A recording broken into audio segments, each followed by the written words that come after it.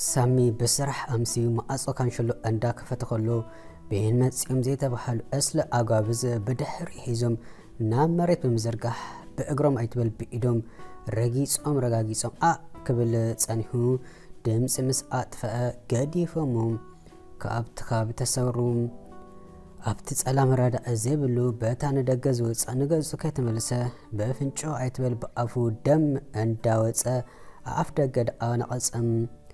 بجاك إيدن أبسالو نمبر زترفو دق غزو مما دق سيم هيزم موبايل يتاوق نبروم نساقنا تلفزيون كترقص أنيها نتأمن دق استنتطل ساعات مستر آيت كبابي فرق لي تتبلس لسنبرات انتايد كيرأخو آتيو دق إسو مالديو ان دابلت السيئة ناما دق سيكفلي مسكادة تايتسانحان كسا هجي آياتهم مالديو أبعد أبيلو مس نفسا تزارب زلا أتصنحتنون ناتا سامي زغز على حداش موبايل الإلا مس دولت له كم تصوى أنت تصوى أتقاقنا مسير خبتن بمبال مليساون دقمت له هجون زقبلالن كي تردعا كتشنقلو مس أستبحالت ورا أنتا كيني نزم أو دات تشنقلو بسانكم رأيكم كن كبري بزيد اللي تأموخ بلت اتخوناتات أسقحيوها قديم ملسا دما سامي قرب كابناي سب فترات فلي زبل نجر سلازلو مستوم تشكانات أودات كتصنبريولين كاب سرحت تفديسو كال داخيمو كايبلا كاقواطر لي تخخ اندابلا كتصلو فصيمه نطاب تخنو زصل نجر كحسبلين مس نفسا بكمو تراديا أبت الصالون يمان صقام نينو جكتول صنيحه مليسا ساعت نيمندق مستعذبات فرقلت سغيرا 10 دقائق كمان احلفت قالو سلازي حبا دولت ملس مسانت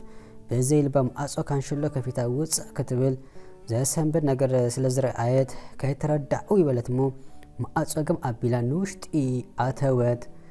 يقداس كم بحدش كفيتا بستك على متن قص اختري مسفتنت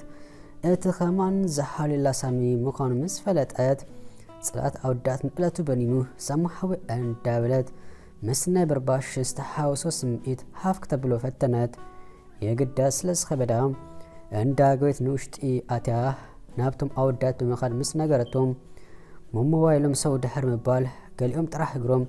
قال يوم دما يمان سقاب قلاويتهم قويا ندقم بس ترعون قرب الطعم سلسن بدو بقصبة سفسفو نغزا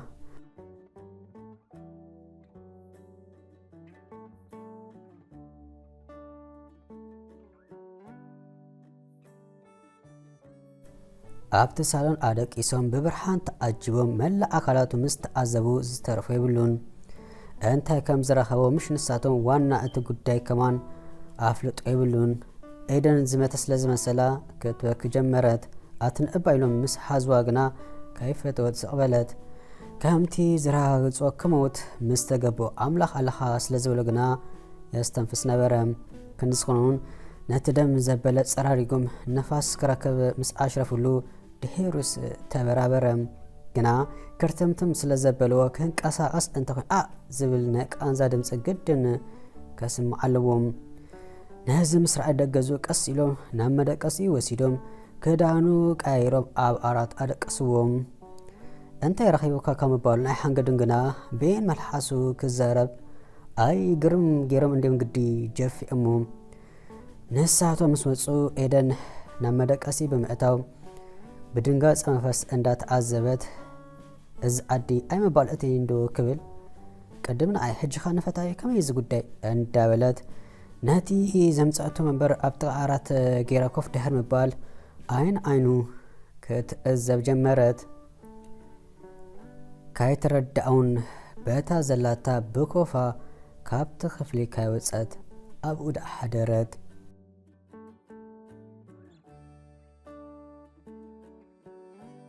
نصبحيتو مسناي قانزو كازارب بقيوم تاكيبوم كمزو قطو مسحبروم سرقتي كايبلو سانتيم تكون سلازي وسدلو قال زقيم وي استواسوم سوات انت لو حاسس قبل مستوكسوم كساب زردو مسكلو تخابير سلاز خيد كمزي قبل اي كالن كلاتهم تواترو ህልፊ ግና ኤደን ጽላኣት ኣወዳት ኣብ ሳሚ በፂሑ ዝሰርሕ ምስልን ኣብ ነፍሱ ወከፍ ንሱ ዝቕንዞ ትቕንዞ ነበረት።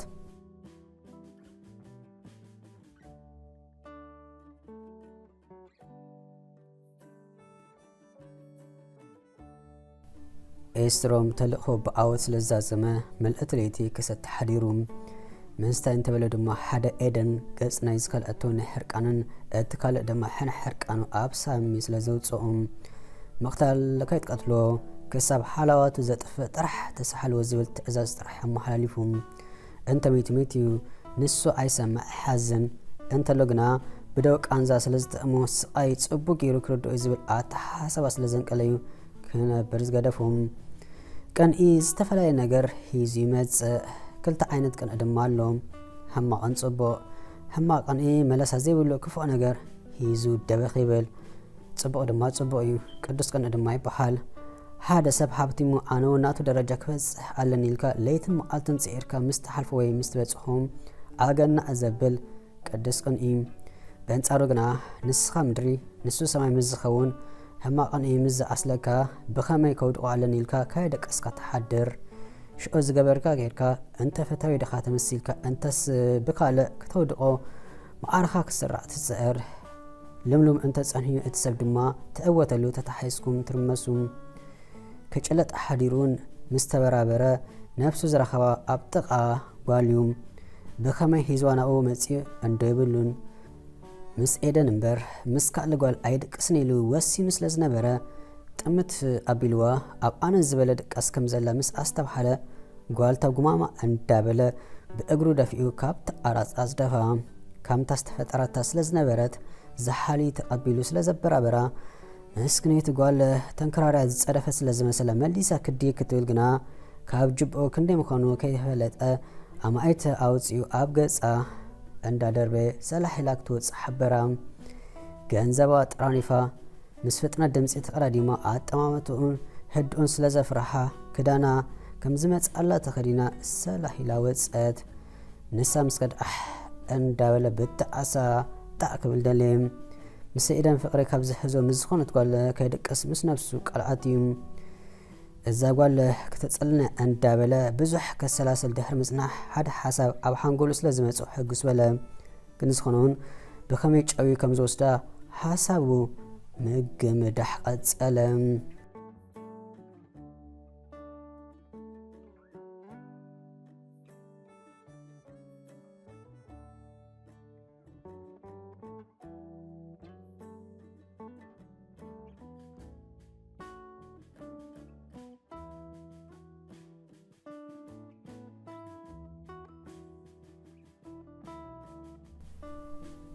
ማሓረንቲ ሳሚ ንኤደን ሳሚ ግርም መቀራረቢ ምክንያት ኮይኑ ሳሚ ኢዱ ሰዲዱ ክበልዕ ስለ ዘይክእል ንስኣ ተኸልሶ ጸጉሩ ተሓጽቦ ጭሕሙ ተሰደሉ ነፍሱ ምሕጻብ ጥራሕ ተሪፍዋ። ንሰብ ዘይኮነ ንነፍሰይ ዝሕግዝ ክትልባ ሓቂ ሓኻ ሕጂ ዘፈርከ ግርም ይምለሰካሎ በለት ነቲ ብመረቕ ናይ ስጋ በጊዕ ዝተፈትፈተ እንጀራ ብማንካ ክትኸልሶ ኢዳ እንዳሰደደት ዘረብኡ ስለ ዝተዘከሮ ፈሽኽ በለ። يأخلني إدوه بمحرمتي زي ما تقص بماغوي كتقتلني نعاد أسامي قلتف كبا كتسجن نعها خلص كمي دي زيرو بروزالله مسبلتو اندا صحات بلي نمود دعت اندا بلا عفو مسكافة دحان نزمو خلص شكرنا اندا بلا تاكل ستوم قولو تأمتامو انت خمس خنو كل انتن عادن قصو زي أبحك فعدي أكوينا كتحنك نيرو عنبر سدت انت أفلتا من ساعة انت خون نشومي أتزارب زلان بر هلنا يكون منفسا مسعيلن أنت مكون زي فلت كوكي نمبر قال أزي كبير نجر كم زقات أما أبقى أجر مين ببالهم مساي كلن دحر إسرون جزا كلن تنقع أزي في الليلهم جناسي أنت يكون رخيوا ولا تحرق دعنبر حتى ينبال سمنن له إدو ماشي كم زي لخلخو أي نجر كان مستولني أبرسك أنزايك أنزختون نخي أبي حوت قال نجر وريد كله تنقرن دو مسك عالكي مسبلا كمسكت بالكم زادي سنحات نقلت وقص أتلاويتهم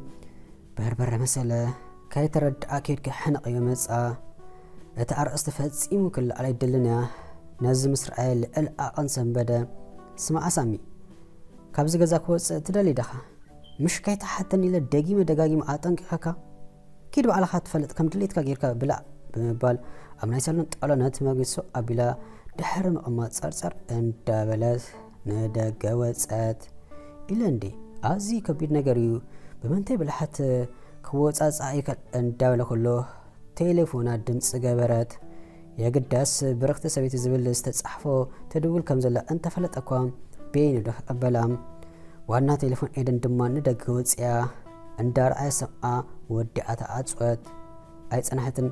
መሊሳ ደውላ ስምዐት ተማዊታ ከልእላ ክብል ግና ኤደን ንገዝኣ ስለዝተመለሰት ናብ ሞባይል ምስ ኣበለት ብረክቲ ሰበይቲ ዝብል ምስር ኣይት በስምባዳን ሸበድበድን ናብ መደቀስ ክፍሊ ሂዛ ተሓደመት መንዳኣላ ብረክቲ ሰበይቲ ሓዳሽ ቁፅሪ ካብ ተውፅእ ምዝኾነ ሰብ ኣይተራኸበትን እንዳበለ ምርማሩ ቀፀለ ኤደን ምስቲ ኣብ ፀገማ ዝውኣለት ሰበይቲ ዳሓይ ተሓታ ቴሌፎና ምስ ኣፀበት ዝሓብአቶ ሚስጥር ንስክላ ካብ ምምላቕ ብምድሓኑ ብጣዕሚ እንዳሓጎሳ ኣብቲ ዓራት ብድሕሪኣ ዘርግሒላ እግራና መርገፅ ሕቋዓ ድማ ኣብ ዓራት ዘፈለት ሳሚ ከመራመረ ድሕሪ ምጽናሕ ጉዳይ ናይዛ ብረክቲ ሰበይቲ ከጻሪ ኣለኒ ናብ ሓደ መደምደምታ ከብፅሓኒ ይኽእል እዩ ኣብ ዝብል ውሳነ በፅሐም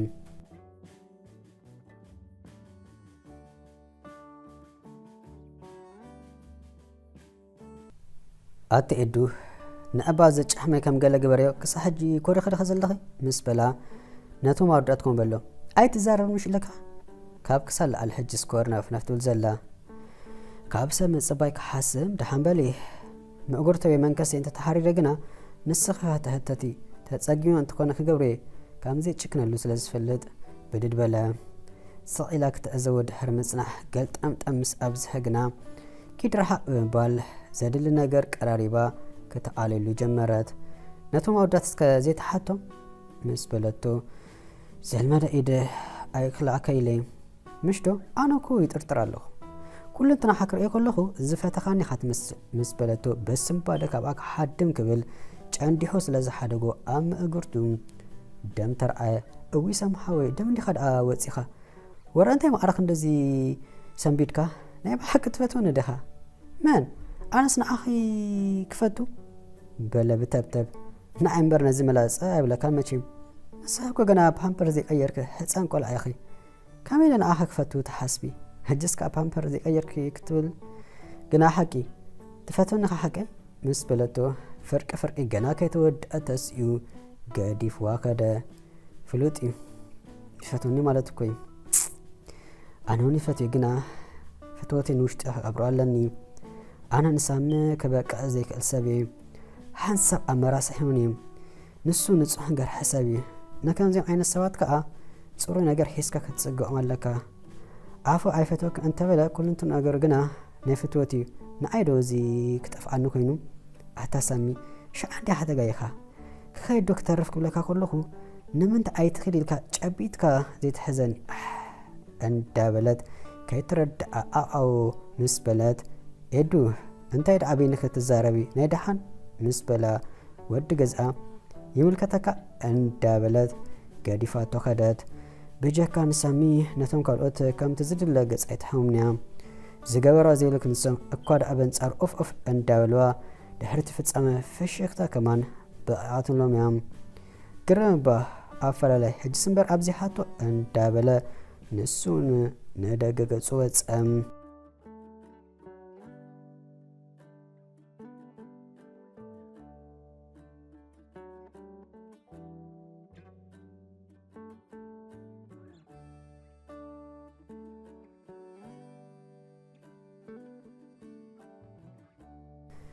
ኤስሮም ነቲ ዝሓሰቦ ነገር ክገብር ፈጺሙ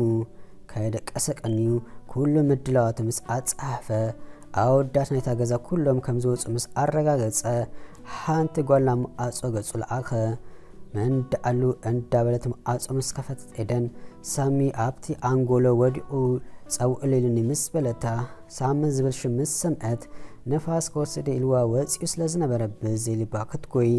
ቤን መፂኦም ዘይተባሃሎ ኣወዳት ሰብሲቦም ናብታ ተዳልያ ዝነበረት እሽኽቲ መኪና እትዮም ብልዑል ፍጥነት ሕልም በሉ